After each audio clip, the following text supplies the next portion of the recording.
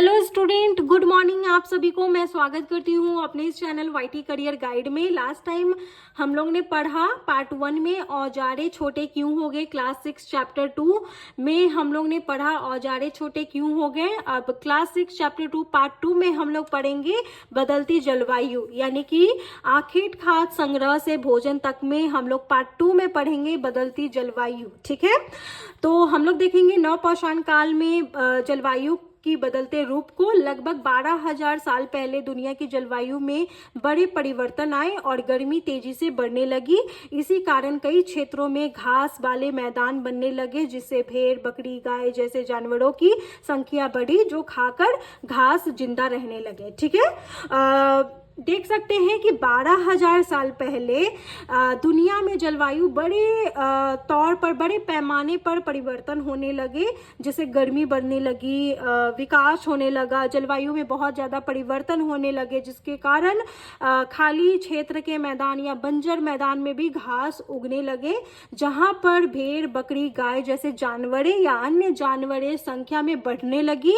और वो लोग क्या खाने लगे, तो घास खाने लगे और घास पे ही डिपेंड रहने लगे और यही खाकर वो लोग जिंदा रहने लगे। ठीक है, तो आगे देखेंगे। जो लोग शिकार करते थे वे लोग इनके साथ आए और इनके खाने पीने की आदतों व प्रजनन के समय की जानकारी हासिल करने लगे और धीरे धीरे इनको पालने लगे थे। यानी कि जो लोग शिकार करने आए वो लोग देखे कि भेड़, बकरी, गाय जैसे अन्य जानवर घास खा रहे हैं और उनकी भी आदतें खाने पीने के मामले में बदलने लगी और धीरे धीरे ये लोग भी गाय, बकरी, भैंस या जानवरों को पालने लगे। ठीक है, देख सकते हैं कि ये लोग भी जानवरों को पालने लगे थे। इसी दौरान महाद्वीप के डिफरेंट यानी भिन्न भिन्न इलाकों में गेहूं, जौ, धान जैसे अनाज नेचुरल रूप से उगने लगे थे। यानी कि उप महाद्वीप में भिन्न भिन्न इलाकों में गेहूं, जौ, धान जैसे अनाज नेचुरल रूप से उगने लगे थे। फिर लोगों ने भोजन के लिए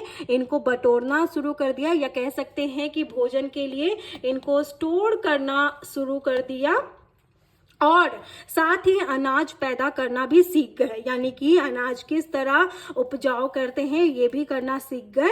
इसी प्रकार ये लोग धीरे धीरे कृषक बन गए। यानी देख सकते हैं ये लोग धीरे धीरे कृषक बन गए। बदलती जलवायु ने इन लोगों को धीरे धीरे कृषक बना दिया। जो लोग शिकार करके अपना खाना खाते थे वही लोग धीरे धीरे बदलती नवपाषाण काल में, बदलती जलवायु में धीरे धीरे ये लोग कृषक बन गए। ओके, तो चलिए आगे देखते हैं।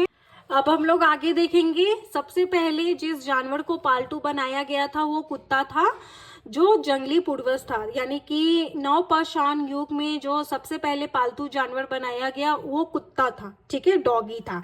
धीरे धीरे लोग भेड़, बकरी, गाय और सुअर जैसे जानवरों को अपने घर के नजदीकी आने को उत्साहित करने लगे। नजदीकी आने को उत्साहित करने का मतलब होता है कि उनको अपना पालतू जानवर बनाने लगे, उनसे प्यार करने लगे, उनको अपने पास आने दिए। ठीक है, ऐसे जानवर ज्यादातर झुंड में रहते थे और घास खाते थे। यानी कि जो भी कुत्ते थे, सुअर थे, गाय, बकरी, भेड़ थे, वो घास खाते थे। इसी तरह ये लोग धीरे धीरे पशुपालन बन गए। यानी कि ये लोग धीरे धीरे पशुपालन बन गए। कृषक से धीरे धीरे ये लोग पशुपालन भी बन गए।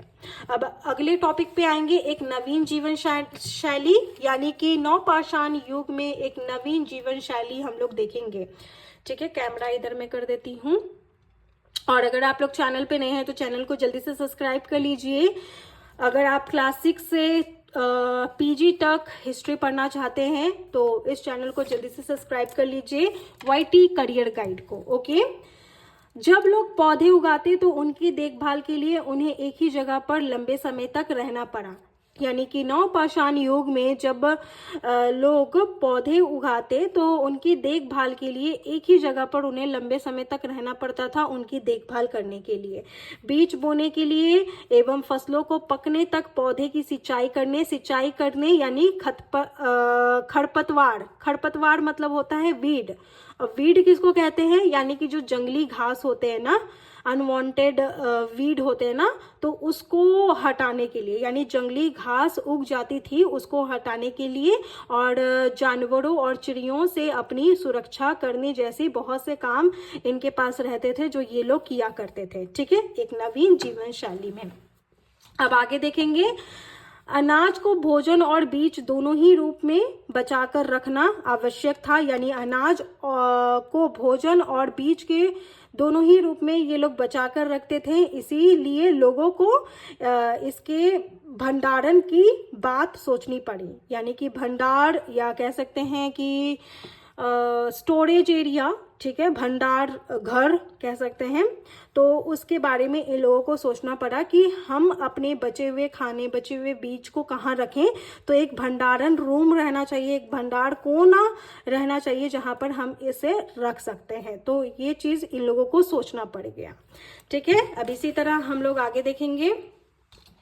ओके, बहुत से इलाकों में लोगों ने मिट्टी की बर्तन बनाए, कटोरियां बुनी या फिर जमीन में गड्ढा खोदा। क्यों खोदा? तो भंडार के लिए खोदा, ताकि वो लोग स्टोर कर सके, अपने स्टोरेज एरिया बना सके जहां पर वो बचे हुए भोजन या फिर बचे हुए बीज रख सके, ठीक है। अब दूसरे टॉपिक में देखेंगे स्थायी जीवन की ओर, यानी कि धीरे धीरे एक नवीन जीवन शैली से ये लोग स्थायी जीवन की ओर बढ़ते चले गए, ठीक है। पुरातत्वविदों को कुछ पुरस्थल पर झोपड़ियां और घरों के निशान मिले हैं, यानी कि जो पुरातत्वविदों थे उनको कहीं कहीं झोपड़ियों और घरों के निशान मिले हैं, जैसे कि बुर्ज होम जो वर्तमान में कश्मीर में है। और यहाँ के लोग क्या करते थे ना, गड्ढे के नीचे घर बनाते थे, जिन्हें गतवास कहा जाता है, यानी कि गड्ढा खोदकर उसके नीचे रहने की जगह बनाते थे, जिसको गतवास कहा जाता है। देखिए गतवास किसको कहा जाता है, थोड़ा डिटेल में समझेंगे किसे कहा जाता है। जहाँ फसल नहीं उगते, जो बंजर जमीन होते हैं ना, उसको गतवास कहा जाता है। इनमें उतरने के लिए सीढ़ियां होती हैं, इससे उन्हें ठंड के मौसम में सेफ्टी फील होता है, ठीक है। पुरातत्वविदों को वहां आग जलाने की जगह मिली है, जहां जली राख भी जमीन में थे। तो पुरातत्वविदों को वहां पर जली हुई आग का राख मिला है, निशान मिला है, ओके। और यहाँ देखिए बहुत सारे जगहों पर औजार मिले हैं जो पूरा पाषाण युगीन उपकरणों से डिफरेंट है, यानी कि भिन्न है। दैट्स वाई इन्हें नवपाषाण युग का नाम दिया गया। इसी कारण इसे नवपाषाण युग का नाम दिया गया, क्योंकि पूरा पाषाण युग में औजार अन्य तरीके से बनाए जाते थे, अन्य तरीके से रखे जाते थे, ठीक है। नवपाषाण युग में औजार की बनावट अलग हो गई, और पुरातत्वविदों ने ये चीज़ पे सर्च किया और उन्होंने नवपाषाण का नाम दिया, जहाँ पर औजार बदल गए हैं, जहाँ पर रहने की जगह बदल गई है, जहाँ पर डेवलपमेंट हो गया है, ठीक है। अब आगे बढ़ेंगे। जो औजार मिले हैं वो बहुत धार और अधिक पेना करने के लिए पॉलिशिंग चढ़ाई जाती थी। ओखली का प्रयोग किया जाता था, मतलब कि ये लोग ओखली का भी प्रयोग करते थे, ठीक है, यहाँ से पता चला है। और कुछ औजार बोन के बने हैं, यानी हड्डियां के औजार बने हैं, यानी डेवलपमेंट पूरी तरीके से हुआ है, इसीलिए इसको नवपाषाण युग कहते हैं। यानी कि बोन की हड्डियां, मतलब कहते हैं ना, हड्डियों की औजार मिली है। ओखली का भी प्रयोग उस टाइम पर लोग किया करते थे, कुछ चीज को कूटने के लिए, ठीक है, किसी चीज का मिश्रण बनाने के लिए। और देखो बहुत धार वाली औजार मिली है, जिसमें पॉलिशिंग यानी पेना करने के लिए पॉलिश चढ़ाई जाती थी, ठीक है। तो ये चीज भी वहां से प्राप्त हुए हैं। अब आगे देखेंगे। अब यहाँ पर हम लोग देखेंगे नवपाषाण युग में पुरस्थलों से कई प्रकार की मिट्टियां के बर्तन मिले हैं। कभी कभी इन पर आकरण भी किया जाता था, ओके, अलकरण भी किया जाता था, सॉरी गाइस, अलकरण भी इस पे किया जाता था। बर्तनों का उपयोग चीजों को रखने के लिए किया जाता था। धीरे धीरे लोग इसे खाने के लिए भी उपयोग में लाने लगे, ओके।